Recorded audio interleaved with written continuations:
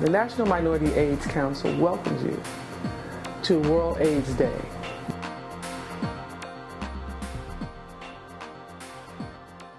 When we think of World AIDS Day, we think about global.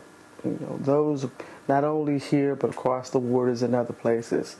Unfortunately, so much attention is placed on the global aspect of HIV/AIDS on this day that little attention is given to the domestic side.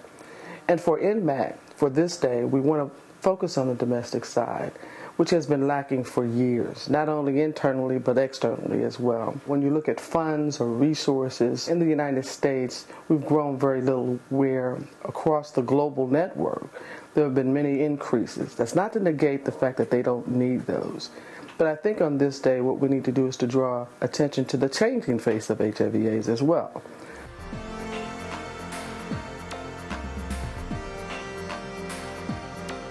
The reason why it's so important for historical black college campuses and the students that attend that school to learn about HIV/AIDS is because it is one of the #1 diseases that the African American community is battling with. And it makes sense as we move forward that we invest in our future and that we help our future to be able to step up to the plate to educate each other. I'm a big proponent and supporter of historical black colleges and universities. I'm a graduate of one. And I do whatever I can to help those schools develop connectivity to each other. And I can think of no better vehicle for helping to prevent HIV/AIDS than to go onto these college campuses and to demonstrate by precept and example. It's one thing to lay out precepts. It's something else to demonstrate by example. The disease has changed from being primarily a white gay disease to now where it's affecting primarily communities of color. How do we do that?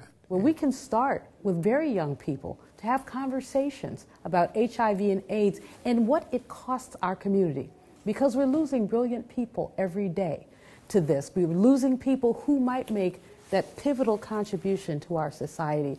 I've been trying to talk about the importance of the hip-hop culture coming into this epidemic, and I mean more than doing, AIDS in Africa and AIDS in other places, and all those things need to happen.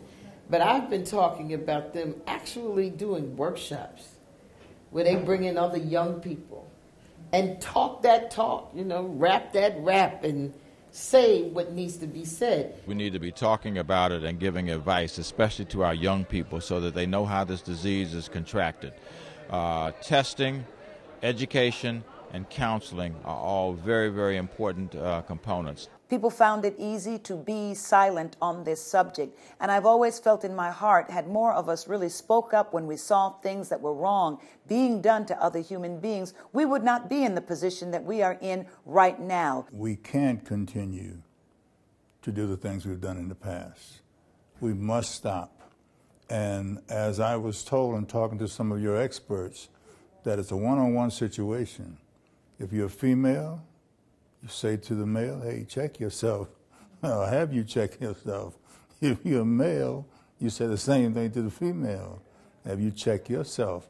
So it's really the communication and the education and the consciousness of individuals who do care about the lives of other individuals. It's all about engagement. Every citizen needs to be engaged in issues that matter to their communities. And one issue that is of the utmost importance to my community is HIV/AIDS. Everybody's got to make sure that they do everything that they can to help generate the resources to do the kind of research, provide the kind of education, information, and awareness. And I think if all of us do all that we can, then we will see the kind of results that we're looking for. Frankly, it's a partnership. The federal government, the state government, and the local governments need to be committing more resources for HIV/AIDS. We have all decided that we need a national strategy. We need to come together and identify our goals and our objectives, and we need to be able to seek the resources that are necessary. The Flowers Heritage Foundation, as well as the Flowers family, believes in the work of the National Minority AIDS Council. We believe that minority people have been disproportionately impacted by HIV and AIDS And we believe that it's important to acknowledge that and to support that in every way possible. Today's youth actually have grown up in an era of HIV. And unfortunately, this is something that is with them and will be with them until we find a cure. Lots of people just don't believe in it, don't believe it's real, believe they're invincible. It can't happen to me. I'm too young, I'm too whatever. So we have to just continue to educate people that it is a disease of choice and it does not discriminate. The National Minority AIDS Council is committed to developing leadership within communities of color.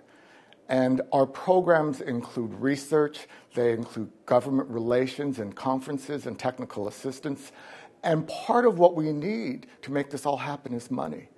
And unfortunately, AIDS has dropped off the radar somehow. HIV/AIDS is still the #1 killer of African American women in their prime of life. It's about time that people get bold and speak out and talk about doing the right thing, and that's beginning with a full discussion and dialogue in our communities, in our churches, our places of worship. We have to speak out with one voice and break the silence, because this is something that can no longer be swept under the rug.